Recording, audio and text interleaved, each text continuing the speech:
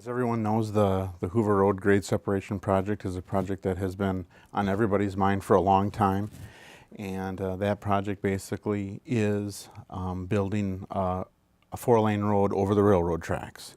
That project is scheduled to start in the spring of 2017 and will last the entire construction season of 2017. We would expect construction to start in March and be done deer hunting weekend, which is typically the third weekend in November.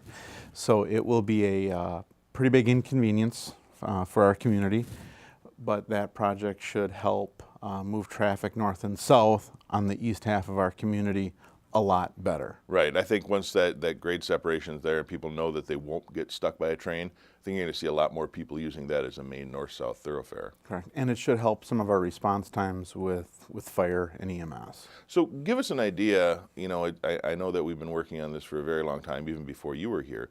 But give us an idea. I mean, it's more than just throwing together a plan and saying, okay, let's do this. There's a lot of different moving pieces. I mean, we had to deal with the railroad, which is governed by the federal government and the Department of Transportation. And tell me all the approvals and everybody who has their fingers in this project.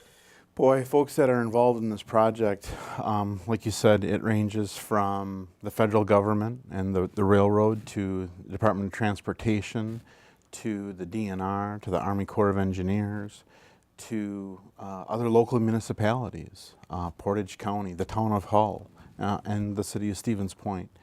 So there are a number of folks that have to be in the loop, and there are a number of approvals and reports that have to get filed. That's why we hired an engineering firm to help us with it, because the amount of approvals, federal and state, that have to be that you have to get is just overwhelming for anyone that isn't in it every day. Sure. So it has been a process since, I believe I have correspondence from early 2000s regarding the city's concerns with the number of stops that folks had to have, you know, trying to cross those tracks.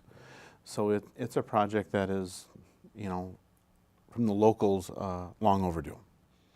I agree, absolutely. You know, and I used to work out at Skyward, so it was kind of a coin toss on where you'd get stopped by a train. So I think this is really going to be a benefit to everybody that lives or works or even has to pass through that area, especially for emergency vehicles. I know that's been an issue you have with our station too, because by the time they get to where they see if there's a train blocking the intersection, it's already too late, and now you've lost time and you have to go all the way around. So I think this is going to be good for emergency services, especially in that eastern part of the county.